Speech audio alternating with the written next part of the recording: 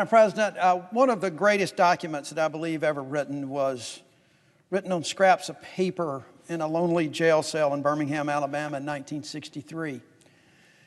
The letter from a Birmingham jail written by Dr. Martin Luther King is a call to action. Last year, for the first time in the history of this body, the entire letter was read on the Senate floor. 3 Republicans, 3 Democrats, a bipartisan effort. A bipartisan reading of a letter that is so important, the words of which still resonate today. Today we do it again. I am pleased that we have once again 3 Republicans, 3 Democrats to take part in this historic reading.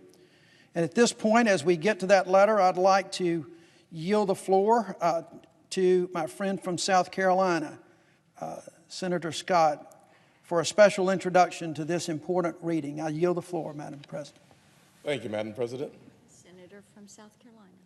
Thank you, ma'am. Madam President, we are at a critical time in our nation's history. I think we can all sense the opportunity that is before us. Through the challenges of COVID and the death of George Floyd and its aftermath, we can effect real, lasting change. Perhaps the most famous line from Dr. King's letter from Birmingham jail is, "Injustice anywhere is a threat to justice everywhere." Let me say that one more time.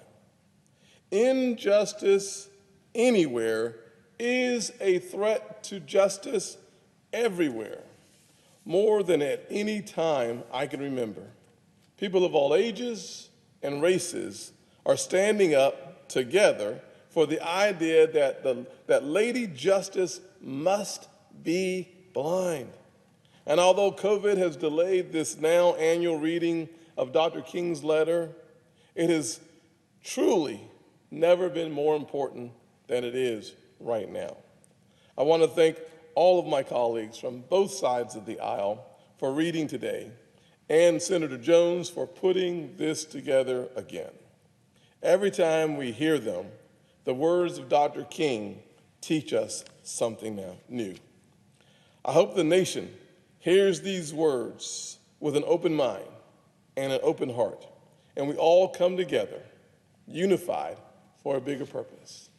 And Senator Jones, let me just close by saying this, that the letter from the Birmingham jail was a letter written to the clergy of the time. As Senator Hawley was speaking about the importance of standing up for our religious liberties, the one thing he said at the end was, we should stand up now for all the issues facing our nation. The economic issues, the racial issues. And I thought it's important and appropriate that following that speech, you have the reading of the letter from the Birmingham jail to the leaders, the religious leaders, to become involved and engaged in this current struggle. That's how change comes to America. Thank you for leading this process. Madam President. Senator from Louisiana. Madam President, with me today is one of my colleagues from my office, Mr. Blaine Callis. Madam President, the words of Dr. King. Letter from a Birmingham jail. April 16th, 1963. My dear fellow clergymen, while confined here in the Birmingham City Jail, I came across your recent statement calling my present activities unwise and untimely. Seldom do I pause to answer criticism of my work and ideas. If I sought to answer all of the criticisms that cross my desk, my secretaries would have little time for anything other than such correspondence in the course of a day. And I would have no time for constructive work. But since I feel you are men of genuine goodwill and that your criticisms are sincerely set forth, I will try to answer your statement in what I hope will be patient and reasonable terms.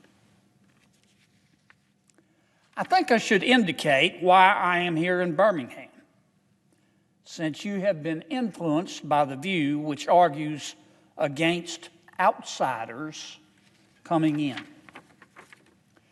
I have the honor of serving as president of the Southern Christian Leadership Conference, an organization operating in every southern state with headquarters in Atlanta, Georgia. We have some 85 affiliated organizations across the South, and one of them is the Alabama Christian Movement for Human Rights. Frequently, we share staff, educational, and financial resources with our affiliates. Several months ago, the affiliate here in Birmingham asked us to be on call to engage in a nonviolent direct action program if such were deemed necessary. We readily consented. And when the hour came, we lived up to our promise. So I, along with several members of my staff, am here because I was invited here. I am here because I have organizational ties here. But more basically, I am in Birmingham because injustice is here. Just as the prophets of the 8th century BC left their villages and carried their "Thus saith the Lord" far beyond the boundaries of their hometowns, and just as the Apostle Paul left his village of Tarsus and carried the gospel of Jesus Christ to the far corners of the Greco-Roman world, so am I compelled to carry the gospel of freedom beyond my hometown. Like Paul, I must constantly respond to the Macedonian call for aid. Moreover, I am cognizant of the interrelatedness of all communities and states. I cannot sit idly by in Atlanta and not be concerned about what happens in Birmingham. Injustice anywhere is a threat to justice everywhere. We are caught in an inescapable network of mutuality, tied in a single garment of destiny. Whatever affects one directly affects all indirectly. Never again can we afford to live with a narrow, provincial, outside agitator idea. Anyone who lives inside the United States can never be considered an outsider anywhere within its bounds. Now, you deplore the demonstrations taking place in Birmingham, but your statement, I am sorry to say, fails to express a similar concern for the conditions that brought about the demonstrations. I am sure that none of you would want to rest content with the superficial kind of social analysis that deals merely with effects and does not grapple with underlying causes. It is unfortunate that demonstrations are taking place in Birmingham. But it is even more unfortunate that the city's white power structure left the African American community with no alternative. In any nonviolent campaign, there are 4 basic steps. Collection of the facts to determine whether injustices exist, negotiation, self-purification, and direct action. We have gone through all these steps in Birmingham. There can be no gainsaying the fact that racial injustice engulfs this community. Birmingham is probably the most thoroughly segregated city in the United States. Its ugly record of brutality is widely known. African Americans have experienced grossly unjust treatment in the courts. There have been more unsolved bombings of African American homes and churches in Birmingham than in any other city in the nation. These are the hard, brutal facts of the case. On the basis of these conditions, African American leaders sought to negotiate with the city fathers, but the latter consistently refused to engage in good faith negotiation. Then, last September, came the opportunity to talk with leaders of the Birmingham's economic community. In the course of the negotiations, certain promises were made by the merchants. For example, to remove the store's humiliating racial signs. On the basis of these promises, the Reverend Fred Shuttlesworth and the leaders of the Alabama Christian Movement for Human Rights agreed to a moratorium on all demonstrations. As the weeks and months went by, we realized that we were the victims of a broken promise. A few signs briefly removed returned. The others remained. As in so many past experiences, our hopes had been blasted, and the shadow of deep disappointment settled upon us. We had no alternative except to prepare for direct action, whereby we would present our very bodies as a means of laying our case before the conscience of the local and the national community. Mindful of the difficulties involved, we decided to undertake a process of self-purification. We began a series of workshops on nonviolence, and we repeatedly asked ourselves, are you able to accept the blows without retaliating? Are you able to endure the ordeal of jail? We decided to schedule our direct action program for the Easter season, realizing that except for Christmas, this is the main shopping period of the year. Knowing that a strong economic withdrawal program would be the byproduct of direct action, we felt that this would be the best time to bring pressure to bear on the merchants for the needed change. Then it occurred to us that Birmingham's mayoral election was coming up in March, and we speedily decided to postpone action until after Election Day. When we discovered that the Commissioner of Public Safety, Eugene Bull Connor, had piled up enough votes to be in the runoff, we decided again to postpone action until the day after the runoff so that the demonstrations could not be used to cloud the issues. Like many others, we waited to see Mr. Connor defeated.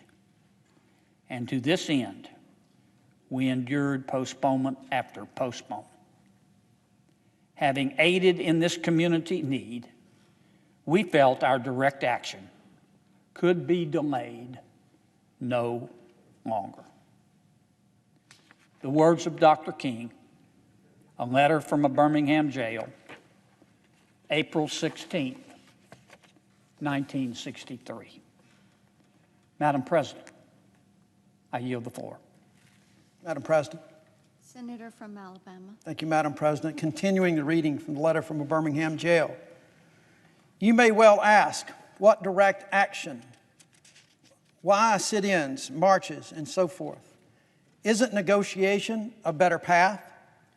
You're quite right in calling for negotiation. Indeed, this is the very purpose of direct action. Nonviolent direct action seeks to create such a crisis and foster such a tension that a community which has constantly refused to negotiate is forced to confront the issue. It seeks to so dramatize the issue that it can no longer be ignored. My citing the creation of tension as part of the work of the nonviolent resistor may sound rather shocking, but I must confess that I'm not afraid of the word tension. I have earnestly opposed violent tension, but there is a type of constructive, nonviolent tension which is necessary for growth. Such as Socrates felt that it was necessary to create a tension in the mind so that individuals could rise from the bondage of myths and half-truths to the unfettered realm of creative analysis and objective appraisal. So must we see the need for nonviolent gadflies to create the kind of tension in society that will help men rise from the dark depths of prejudice and racism to the majestic heights of understanding and brotherhood. The purpose of our direct action program is to create a situation so crisis-packed that it will inevitably open the door to negotiation. I therefore concur with you in your call for negotiation. Too long has our beloved Southland been bogged down in a traffic effort to live in a monologue rather than dialogue. One of the basic points in your statement is that the action that I and my associates have taken in Birmingham is untimely. Some have asked, why didn't you give the new city administration time to act? The only answer that I can give to this query is that the new Birmingham administration must be prodded about as much as the outgoing one before it will act. We are sadly mistaken if we feel that the election of Albert Boutwell as mayor will bring the millennium to Birmingham. While Mr. Boutwell is a much more gentle person than Mr. Connor, they are both segregationists, dedicated to the maintenance of the status quo. I have hoped that Mr. Boutwell will be reasonable enough to see the futility of massive resistance to desegregation. But he will not see this without pressure from devotees of civil rights. My friends, I must say to you that we have not made a single gain in civil rights without determined legal and nonviolent pressure. Lamentably, it is a historical fact that privileged groups seldom give up their privileges voluntarily. Individuals may see the moral light and voluntarily give up their unjust posture.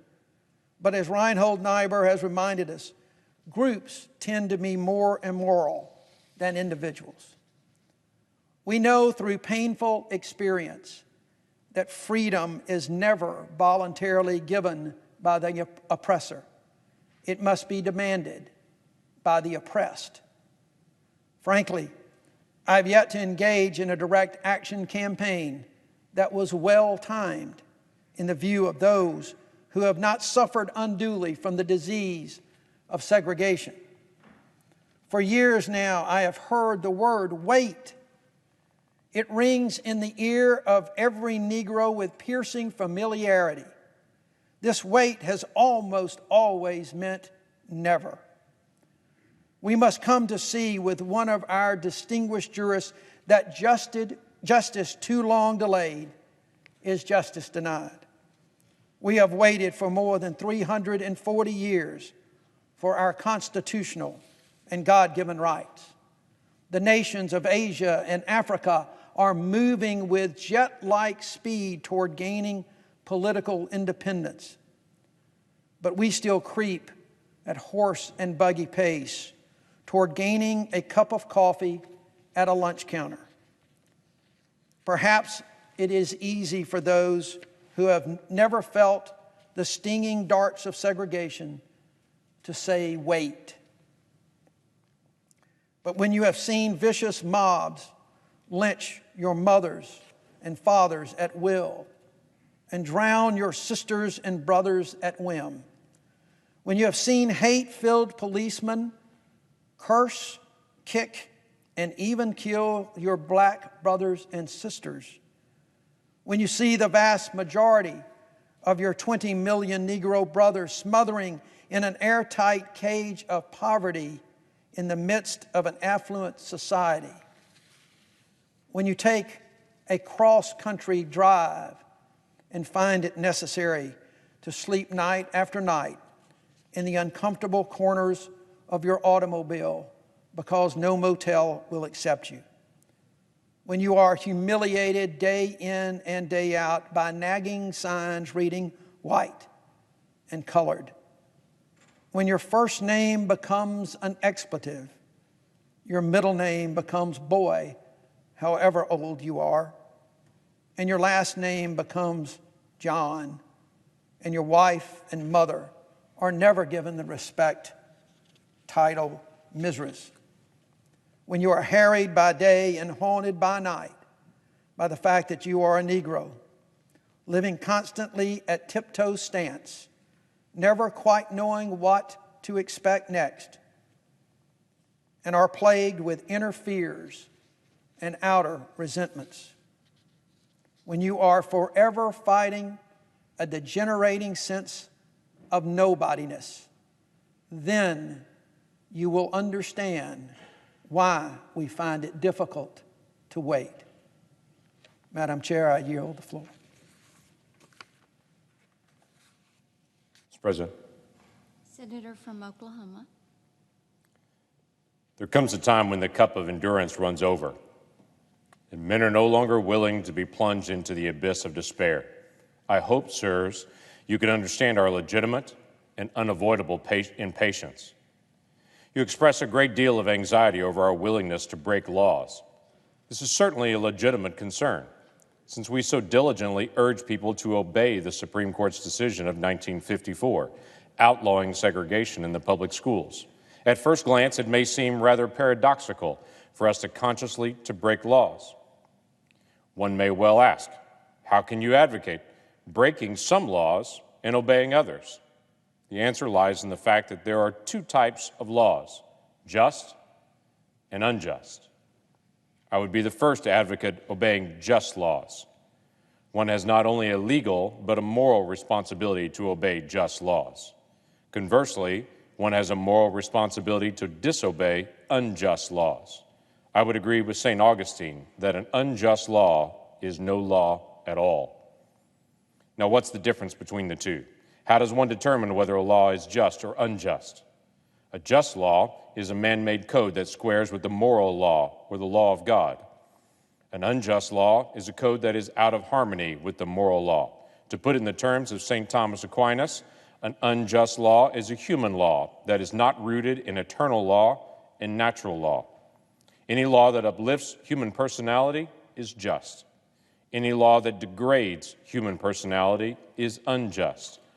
All segregation statutes are unjust because segregation distorts the soul and damages the personality.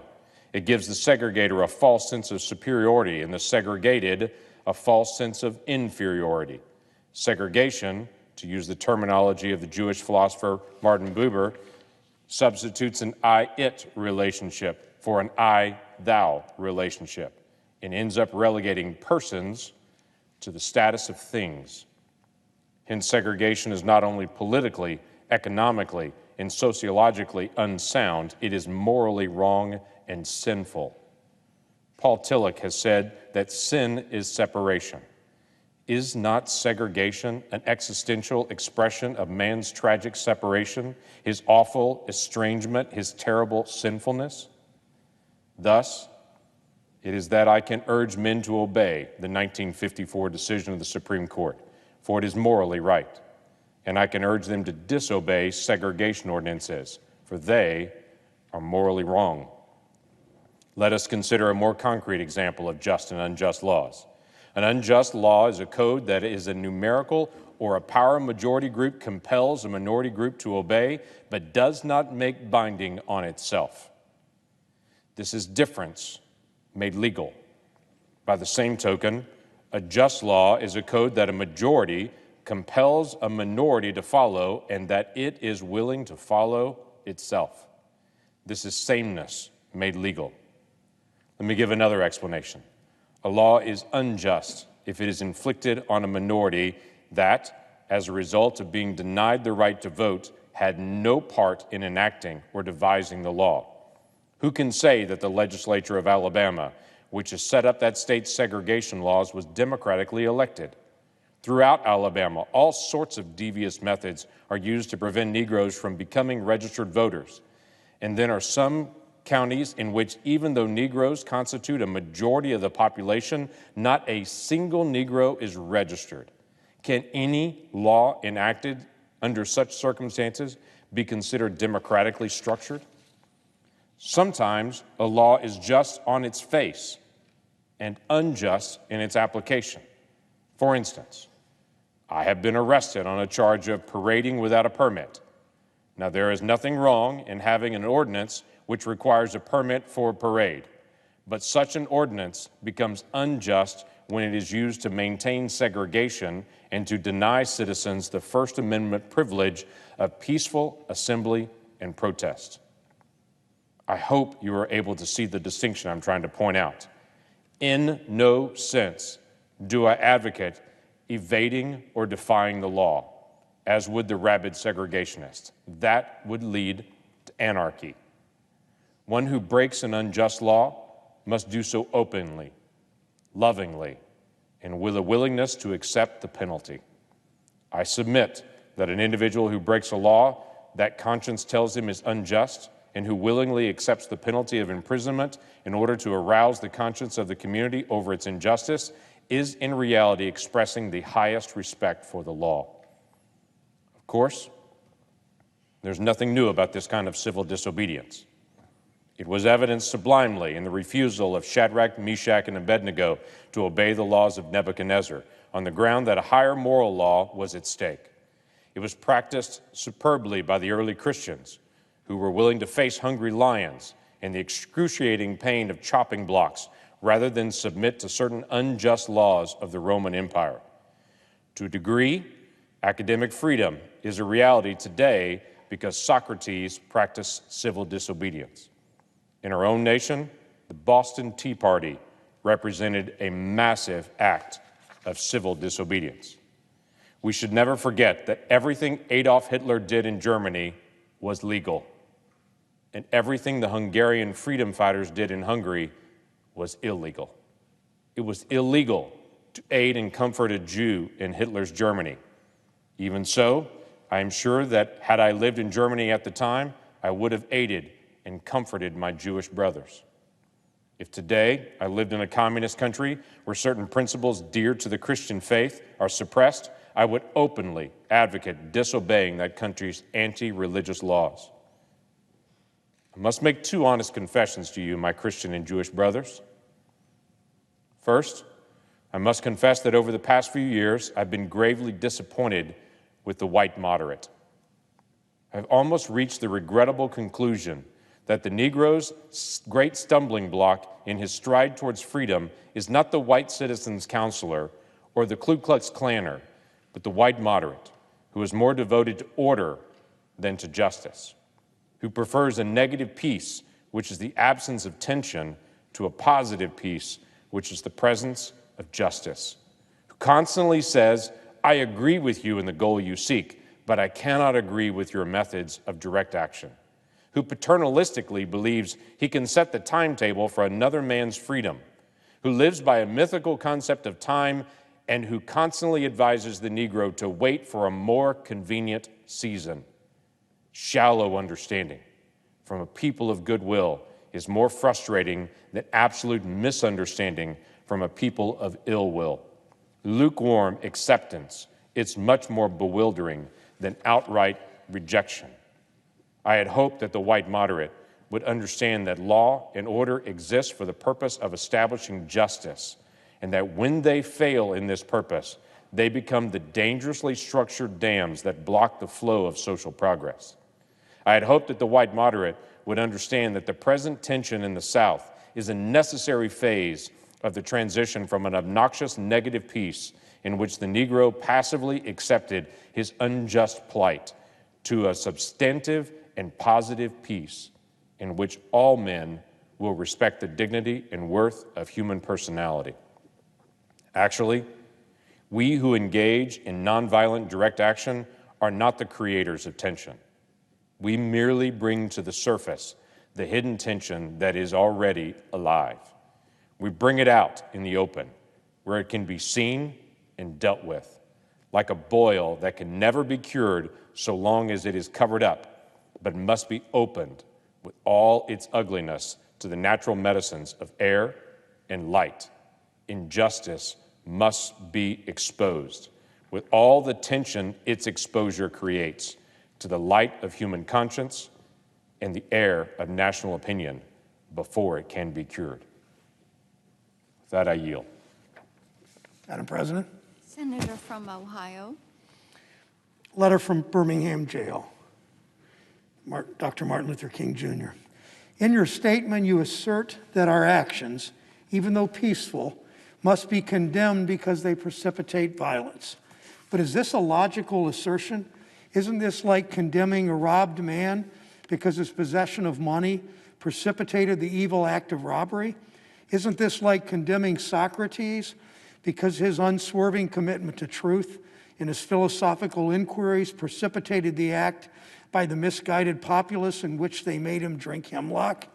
Isn't this like condemning Jesus because his unique God consciousness and never-ceasing devotion to God's will precipitated the evil act of crucifixion?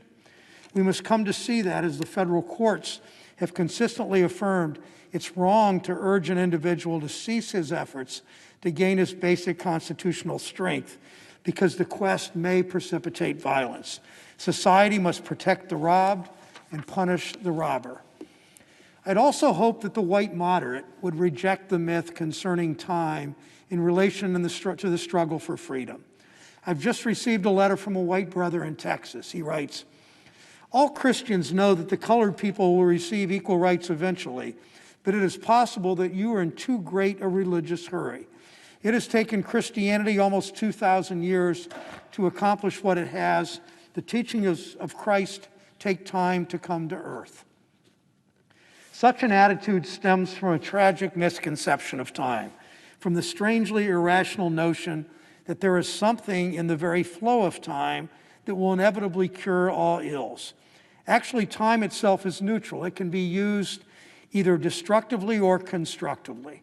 More and more, I feel that the people of ill will have used time much more effectively than have the people of goodwill.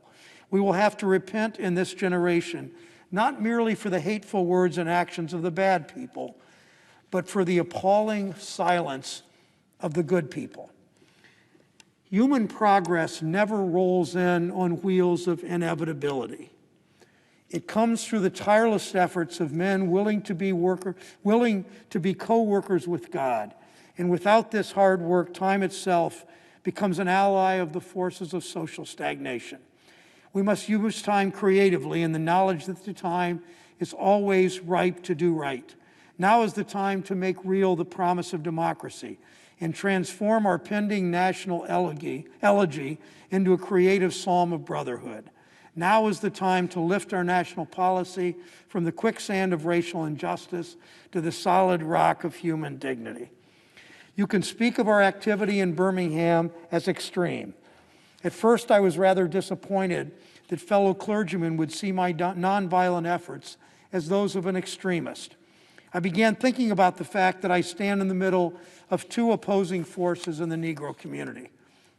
One is a force of complacency, made up in part of Negroes who, as a result of long years of oppression, are so drained of self-respect in a sense of somebodyness that they have adjusted to segregation. And in part of a few middle-class Negroes who, because of a degree of academic and economic security, and because in some ways they profit from segregation, have been insensitive to the problems of the masses.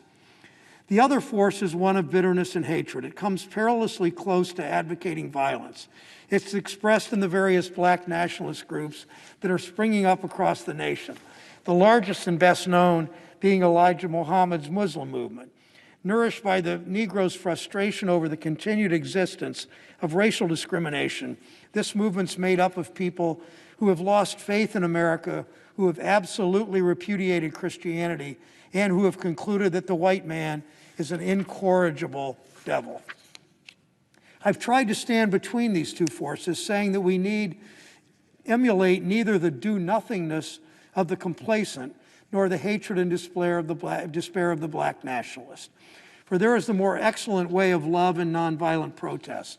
I'm grateful to God that through the influence of the Negro Church, the way of nonviolence became an integral part of our struggle.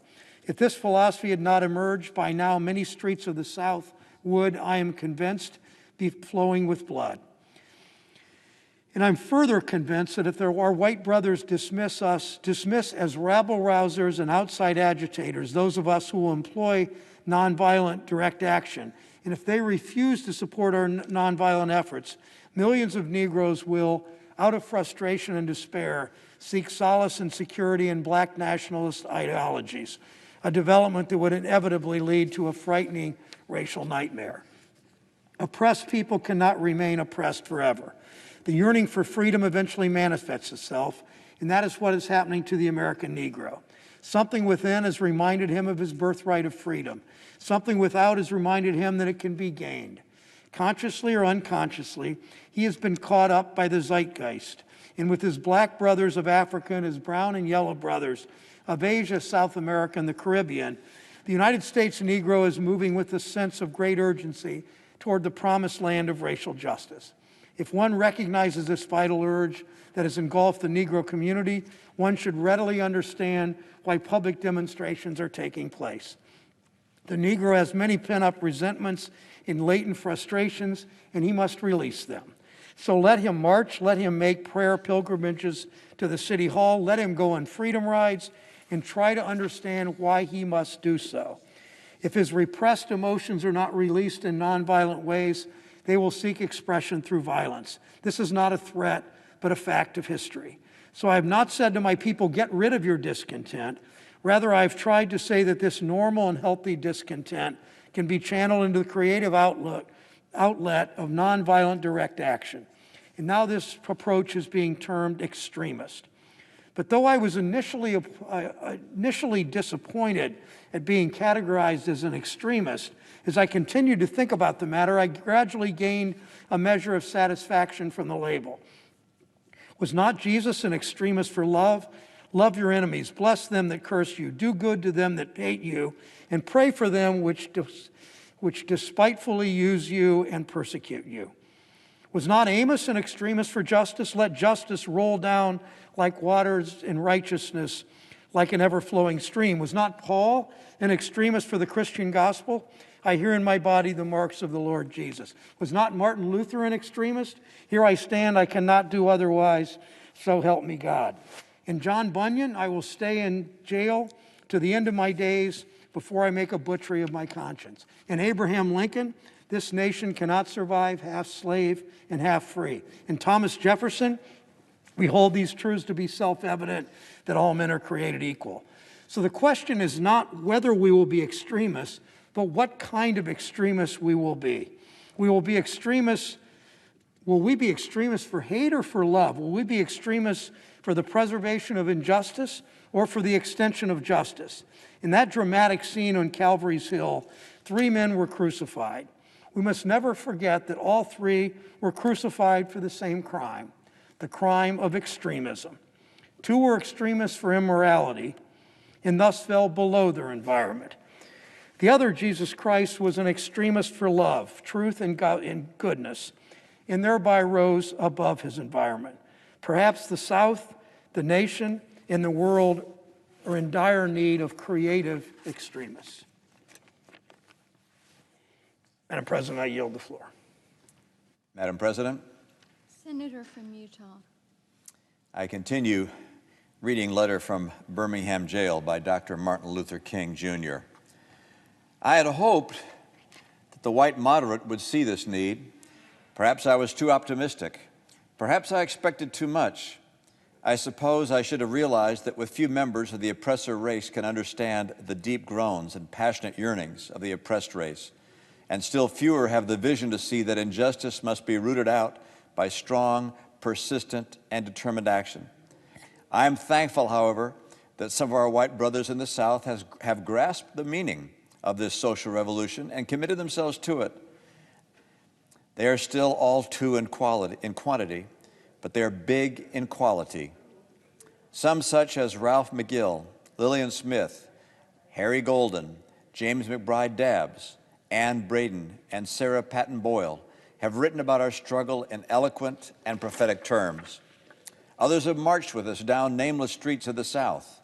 They have languished in filthy, roach-infested jails, suffered the abuse and brutality of policemen who view them as dirty, expletive lovers. Unlike so many of their moderate brothers and sisters, they have recognized the urgency of the moment and sensed the need for powerful action antidotes to combat the disease of segregation. Let me take note of my other major disappointment. I have been so greatly disappointed with the white church and its leadership.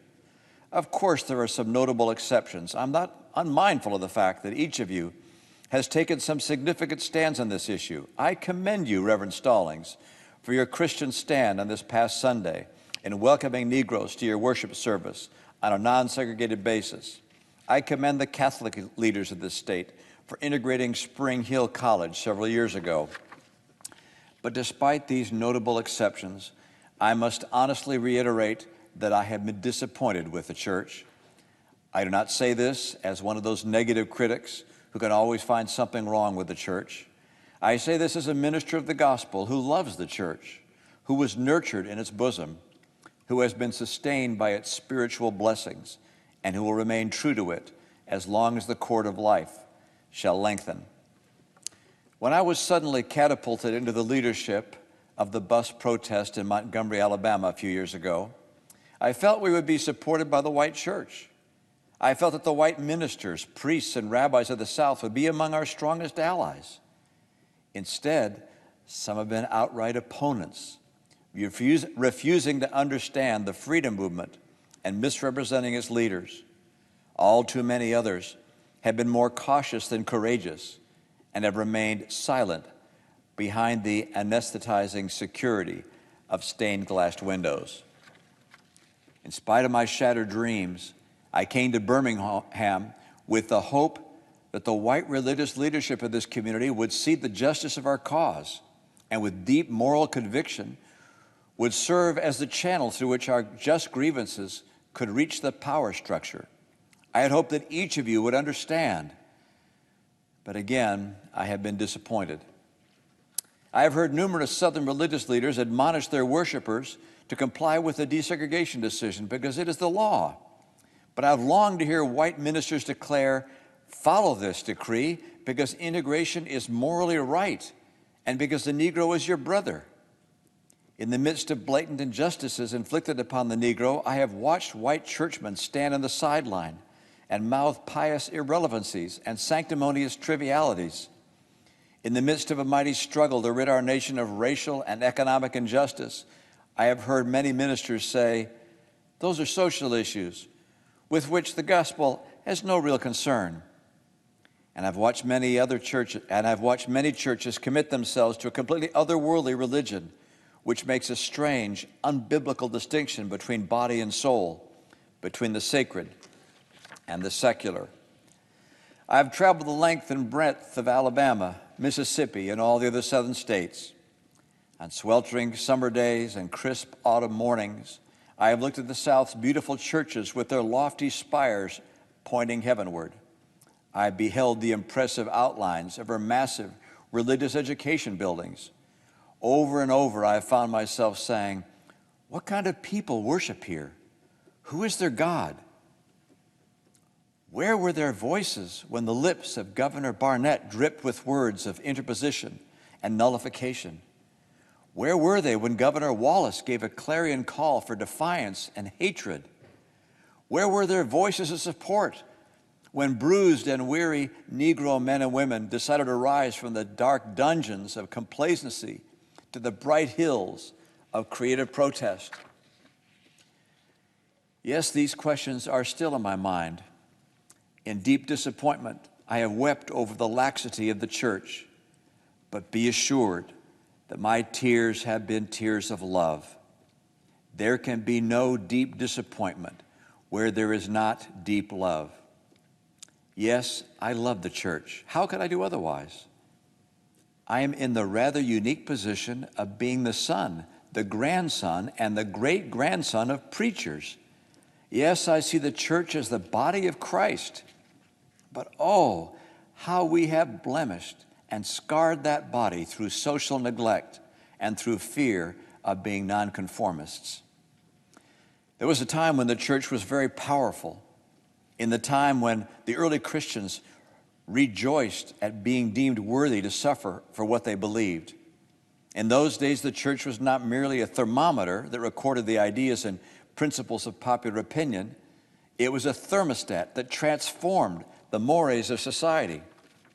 Whenever the early Christians entered a town, the people in power became disturbed and immediately sought to convict the Christians for being disturbers of the peace and outside agitators. But the Christians pressed on in the conviction they were a colony of heaven, called to obey God rather than man. Small in number, they were big in commitment. They were too God intoxicated to be astronomically intimidated. By their effort and example, they brought an end to such ancient evils as infanticide and gladiatorial contests. Things are different now. So often the contemporary church is a weak, ineffectual voice with an uncertain sound. So often it is an arch defender of the status quo. Far from being disturbed by the presence of the church, the power structure of the average community is consoled by the church's silent and often even vocal sanction of things as they are. But the judgment of God is upon the church as never before. If today's church does not recapture the sacrificial spirit of the early church, it will lose its authenticity, forfeit the loyalty of millions, and be dismissed as an irrelevant social club with no meaning for the 20th century. Every day I meet young people whose disappointment with the church has turned into outright disgust. Perhaps I've once again been too optimistic. Is organized religion too inextricably bound to the status quo to save our nation and the world? Perhaps I must turn my faith to the inner spiritual church, the church within the church, as the true ecclesia and the hope of the world. But again, I am thankful to God that some noble souls from the ranks of organized religion have broken loose from the paralyzing chains of conformity and joined us as active partners in the struggle for freedom. They have left their secure congregations and walked the streets of Albany, Georgia with us. They've gone down the highways of the South on the tortuous rides for freedom. Madam President, I yield. Madam President. Senator from Illinois. Madam President, I continue with the readings of the letter from Birmingham jail by Dr. Martin Luther King, Jr. Yes, they have gone to jail with us. Some have been dismissed from their churches, have lost the support of their bishops and fellow ministers. But they have acted in the faith that right defeated is stronger than evil triumphant. Their witness has been the spiritual salt that has preserved the true meaning of the gospel in these troubled times. They have carved a tunnel of hope through the dark mountain of disappointment. I hope the church as a whole will meet the challenge of this decisive hour. But even if the church does not come to the aid of justice, I have no despair about the future. I have no fear about the outcome of our struggle in Birmingham, even if our motives are at present misunderstood. We will reach the goal of freedom in Birmingham and all over the nation, because the goal of America is freedom. Abused and scorned though we may be, our destiny is tied up with America's destiny. Before the Pilgrims landed at Plymouth, we were here. Before the pen of Jefferson etched the majestic words of the Declaration of Independence across the pages of history, we were here. For more than 2 centuries, our forebears labored in this country without wages. They made cotton king. They built the homes of their masters while suffering gross injustice and shameful humiliation. And yet, Out of a bottomless vitality, they continue to thrive and develop. If the inexpressible cruelties of slavery could not stop us, the opposition we now face will surely fail. We will win our freedom because the sacred heritage of our nation and the eternal will of God are embodied in our echoing demands. Before closing, I feel impelled to mention one other point in your statement that has troubled me profoundly. You warmly commended the Birmingham police force for keeping order and preventing violence. I doubt that you would have so warmly commended the police force if you had seen its dogs sinking their teeth into unarmed, non-violent Negroes.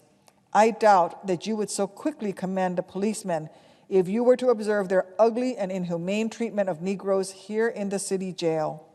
If you were to watch them push and curse old Negro women and young Negro girls. If you were to see them slap and kick old Negro men and young boys. If you were to observe them, as they did on 2 occasions, refuse to give us food because we wanted to sing our grace together.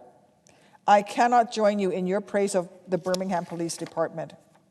It is true that the police have exercised a degree of discipline in handling the demonstrators, but this sense they have conducted themselves rather nonviolently in public. But for what purpose? To preserve the evil system of segregation.